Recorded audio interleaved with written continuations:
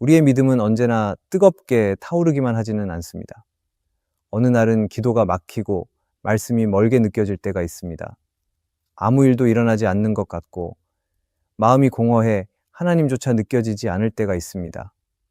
그러나 그런 시간은 믿음이 약해졌다는 증거가 아니라 하나님이 우리를 더 깊이 이끄시는 과정일 수 있습니다. 신앙의 길에는 쉼 없이 달려가는 시간도 있지만 잠시 멈추어야 하는 시간도 있습니다. 그 멈춤은 실패가 아니라 회복의 시작이 될 수 있습니다. 영적으로 지쳐 있을 때 우리는 자주 스스로를 책망합니다. 하지만 하나님은 지친 우리를 정죄하지 않으시고 품어주시며 다시 세우십니다.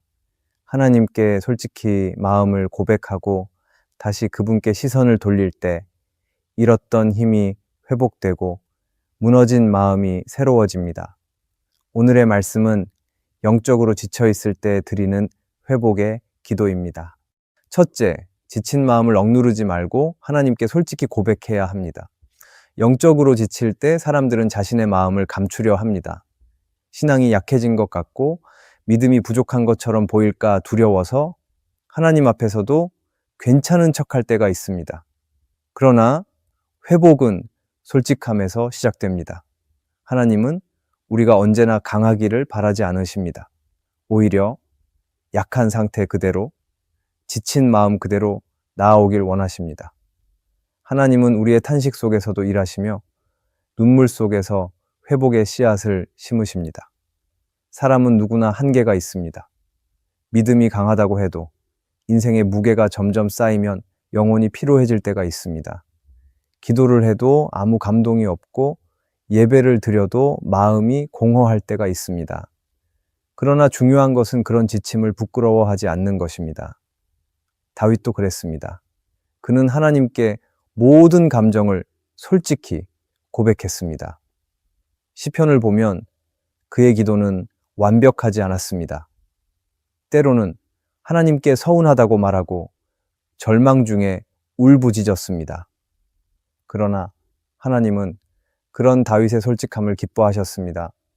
하나님은 진실된 마음을 외면하지 않으시며 숨김없는 고백 속에서 회복의 길을 여십니다. 우리가 지쳐 있을 때 하나님께 마음을 숨기면 그 지침은 더 깊어집니다. 하지만 솔직하게 고백할 때 마음이 가벼워집니다. 하나님께 말하는 순간 그 마음을 함께 짊어져 주시는 분이 계시기 때문입니다. 예수님은 수고하고 무거운 짐진 자들아 다 내게로 오라 하셨습니다. 그 말씀은 단순한 위로가 아니라 초대입니다. 스스로 감당하려 하지 말고 하나님께 맡기라는 초대입니다. 우리가 짐을 내려놓을 때 하나님은 그 자리에 쉼을 주십니다. 솔직한 기도는 꾸밈이 없습니다. 때로는 말이 되지 않아도 괜찮습니다. 눈물이 기도가 되고 침묵이 고백이 될 때가 있습니다. 하나님은 우리의 완벽한 언어를 원하시는 분이 아니라 진심을 원하시는 분입니다. 하나님께 솔직히 나아가는 것은 믿음의 표현입니다. 왜냐하면 숨기지 않고 마음을 드러내는 것은 하나님이 내 아픔을 이해하시고 받아주실 것을 믿는 행위이기 때문입니다. 우리는 흔히 신앙이 깊은 사람은 항상 평안하고 흔들리지 않는 사람이라고 생각하지만 아닙니다. 우리는 완벽한 사람이 되는 것이 아니라 하나님께 나의 연약함과 지친 마음을 맡기는 사람이 되어야 합니다. 지친 마음을 억누르지 말고 고백해야 하는 이유는 하나님이 그 마음을 통해 우리를 새롭게 하시기 때문입니다. 마음속에 쌓인 불안과 피로를 숨기면 신앙은 점점 메말라 갑니다. 그러나 그 마음을 고백할 때 하나님의 위로가 들어올 자리가 생깁니다. 기도는 내 감정을 억누르는 것이 아니라 하나님께 감정을 맡기는 일입니다.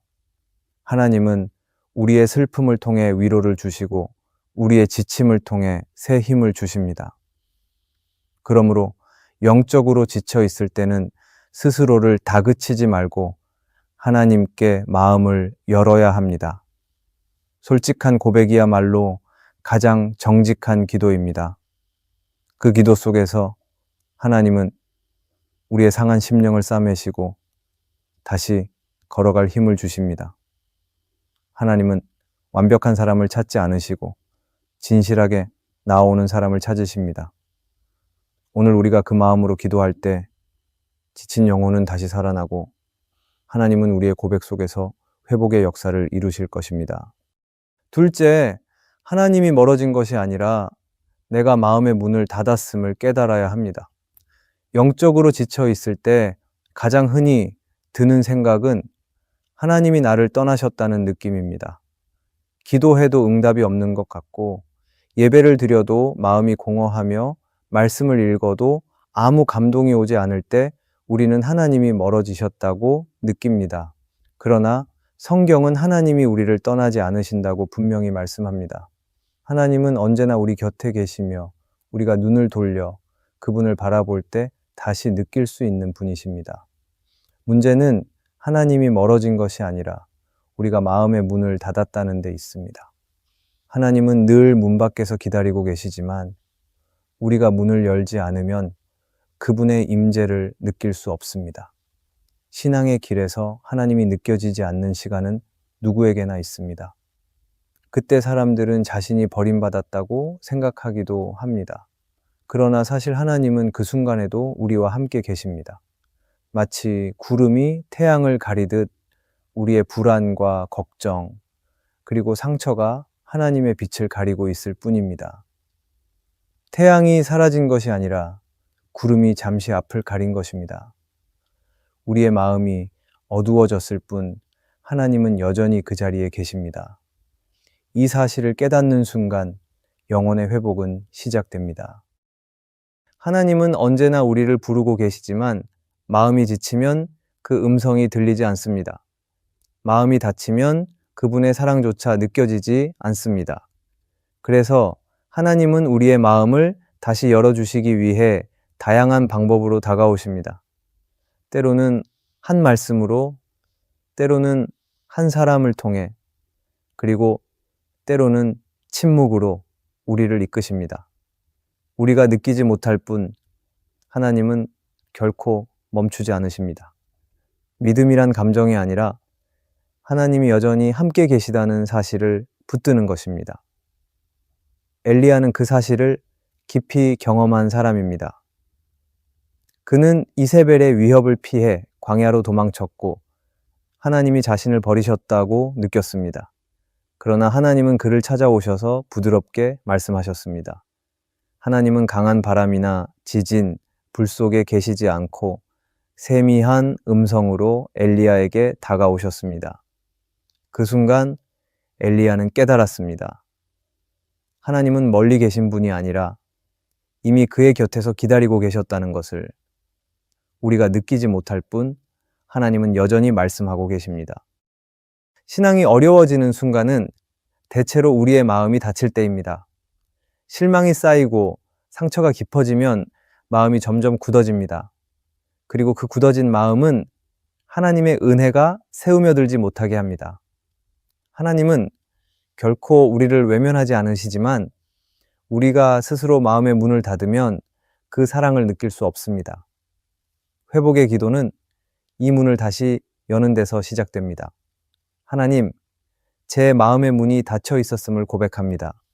다시 주님께 마음을 엽니다. 이 짧은 기도가 영적 회복의 첫걸음이 될 수 있습니다. 하나님이 멀어진 것처럼 느껴질 때 우리는 본능적으로 더 큰 자극을 찾습니다.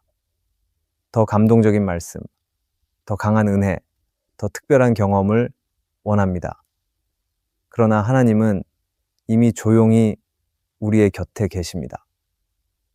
그분의 임재는 화려하지 않습니다. 오히려 가장 평범한 순간 속에서 작은 숨결처럼 다가옵니다. 일상 속에서 하나님을 느끼려면 마음을 다시 열어야 합니다. 그 문을 열 때 비로소 우리는 그분의 평안을 경험하게 됩니다. 때로는 하나님이 침묵하시는 것처럼 보일 때가 있습니다. 그러나 침묵 속에도 사랑이 있습니다. 하나님은 우리가 혼자 설 수 있도록 잠시 말씀을 멈추실 때가 있습니다. 그러나 그 침묵조차 우리를 떠난 것이 아닙니다. 부모가 아이를 믿고 스스로 걸어보게 하는 것처럼 하나님은 우리의 믿음이 자라기를 기다리고 계십니다. 우리가 다시 그분께 마음을 열면 하나님은 언제나 같은 자리에서 우리를 맞이하십니다. 오늘 우리의 마음이 하나님과 멀게 느껴진다면 그분이 아니라 우리가 잠시 등을 돌린 것일 수 있습니다. 그러나 괜찮습니다. 하나님은 여전히 우리를 기다리고 계십니다. 마음을 열고 다시 그분께 돌아가면 됩니다. 하나님은 떠나신 적이 없습니다. 그분은 오늘도 우리 안에서 여전히 사랑으로 말씀하고 계십니다. 셋째, 하나님이 내 안의 공허를 채우실 수 있도록 시간을 드려야 합니다. 영적으로 지쳐 있을 때 우리의 마음은 공허해집니다. 아무리 많은 일을 해도 만족이 없고 사람들과 함께 있어도 외로움이 깊어집니다. 그럴 때 우리는 본능적으로 무언가로 그 공허함을 채우려 합니다. 어떤 사람은 일을 더 많이 하고, 어떤 사람은 사람의 위로를 찾고, 또 어떤 사람은 세상의 즐거움으로 그 빈자리를 메우려 합니다. 그러나 그 어떤 것도 진짜 공허를 채우지 못합니다. 왜냐하면 영혼의 빈자리는 오직 하나님만이 채우실 수 있기 때문입니다. 하나님 없이 채워보려는 모든 시도는 잠시의 위안일 뿐 다시 더 큰 공허를 남깁니다. 하나님은 우리 마음의 중심을 아시는 분입니다. 그분은 우리가 진짜로 무엇이 필요한지를 아십니다. 때로는 하나님께서 우리 안에 공허를 그대로 두시는 이유도 있습니다. 그것은 우리가 다시 그분께 돌아오게 하기 위함입니다. 인간의 마음은 가득 찬 것 같을 때 하나님을 찾지 않습니다. 그러나 비워질 때 우리는 다시 하나님을 그리워하게 됩니다. 공허함은 하나님의 부르심일 수 있습니다. 그분은 그 빈자리를 통해 자신을 초대하십니다. 우리가 멈추고 하나님께 그 자리를 내어드릴 때 비로소 진짜 회복이 시작됩니다. 하나님이 내 안을 채우시려면 먼저 우리는 내려놓아야 합니다. 내 생각, 내 계획, 내 자존심을 붙잡고 있는 한 하나님의 은혜가 들어올 자리가 없습니다. 공허함을 느낄 때 우리는 무언가를 더하려 하지만 하나님은 오히려 덜어내라고 말씀하십니다. 하나님이 채우시는 은혜는 늘 비워진 마음에 임하기 때문입니다. 우리가 조용히 멈추어 하나님께 시간을 드릴 때 그분은 우리의 내면을 새롭게 만지십니다. 성경의 마리아는 그 비움의 자리에 있었던 사람입니다. 마르다는 분주하게 일했지만 마리아는 예수님의 발 앞에 앉아 말씀을 들었습니다. 사람의 눈에는 그것이 게으름처럼 보였지만 예수님은 마리아의 선택이 옳다고 하셨습니다. 하나님은 우리가 일보다 관계를 우선할 때 그 마음을 채우십니다. 우리의 공허함은 더 많은 일을 한다고 사라지지 않습니다. 하나님과의 시간을 잃을 때 공허함은 깊어지고 하나님께 시간을 드릴 때 다시 채워집니다. 공허할 때 하나님께 시간을 드린다는 것은 단순히 기도 시간을 늘린다는 뜻이 아닙니다. 그것은 내 마음의 초점을 세상에서 하나님께로 옮기는 것입니다. 아무 말이 없어도 좋습니다. 조용히 말씀을 읽거나 찬양을 들으며 마음을 하나님께 열어두는 것, 그것이 바로 하나님께 시간을 드리는 일입니다. 하나님은 우리의 바쁜 일상 속에서도 자신을 위해 잠시 멈추는 그 마음을 기뻐하십니다. 우리의 영혼이 하나님을 향해 다시 고개를 들 때 그분은 평안으로 채워주십니다. 하나님께 시간을 드리지 않으면 우리는 스스로의 생각에 갇히게 됩니다. 생각이 많아지고 걱정이 커질수록 마음은 복잡해집니다. 그러나 하나님께 나아가면 그분의 시선이 우리 마음을 정리해 줍니다. 하나님은 우리의 문제보다 크신 분이십니다. 우리가 주님 앞에 머무를 때 그분은 말씀 없이도 마음을 다스리시고 말하지 않아도 우리의 피로를 아십니다. 하나님께 시간을 드리는 것은 그분이 우리 안에서 일하시도록 자리를 내어드리는 것입니다. 지금 마음이 공허하다면 그것은 하나님께로 돌아오라는 신호일 수 있습니다. 그분은 우리가 비워진 마음으로 자신을 찾을 때 가장 풍성한 은혜로 채워주십니다. 하나님께 시간을 드리면 잃었던 기쁨이 돌아오고 잊었던 감사가 회복됩니다. 우리는 여기에서 아무것도 하지 않아도 괜찮습니다. 그저 하나님께 머무르십시오. 그분은 침묵 속에서도 우리를 채우시는 분이십니다. 하나님이 내 안의 공허를 채우실 수 있도록 시간을 드릴 때 우리의 영혼은 다시 생기를 얻고 마음 깊은 곳에서부터 새로운 평안을 경험하게 될 것입니다. 넷째, 회복의 기도는 포기 속에서 시작된다는 것을 기억해야 합니다. 신앙의 길을 걷다 보면 어느 순간 힘이 다하고 모든 것이 버겁게 느껴질 때가 있습니다. 아무리 기도해도 변화가 없고 하나님께 나아가려 해도 마음이 따라주지 않을 때 우리는 스스로를 책망하며 점점 더 지칩니다. 그러나 회복은 노력으로 쟁취하는 것이 아니라 내려놓음 속에서 시작됩니다.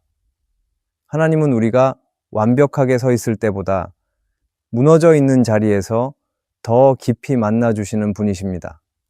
포기는 신앙의 실패가 아니라 하나님께 자신을 맡기는 고백이 될 수 있습니다. 팀 켈러는 그의 책 하나님을 말하다에서 이렇게 말했습니다. 우리가 완전히 무너질 때 하나님은 비로소 우리 안에서 가장 크게 일하신다. 이 말은 단순한 위로가 아니라 회복의 본질을 설명합니다. 인간의 끝이 하나님의 시작이기 때문입니다.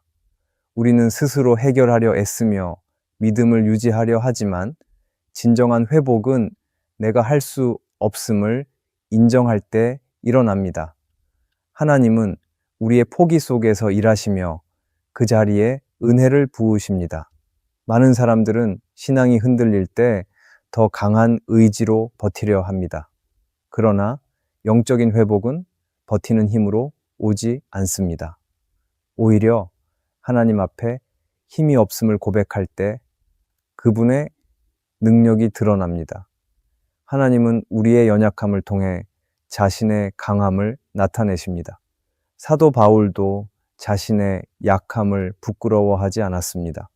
그는 내가 약할 그때에 강함이 된다고 고백했습니다. 바울은 자신의 한계 속에서 하나님의 능력을 경험했습니다. 우리도 그처럼 포기 속에서 새로운 힘을 얻게 됩니다. 하나님은 우리가 주저앉는 순간에도 함께 계십니다. 우리의 기도가 멈춘 자리에서도 여전히 일하십니다. 때로는 기도할 말이 없어 그저 눈물만 흘릴 때 하나님은 그 눈물로 우리의 마음을 어루만지십니다. 회복의 기도는 화려한 언어가 필요하지 않습니다. 하나님, 이제는 제 힘으로 할 수 없습니다. 도와주세요. 이 짧은 고백이야말로 하나님이 가장 기뻐하시는 기도입니다. 포기의 순간이 믿음의 시작이 될 수 있습니다.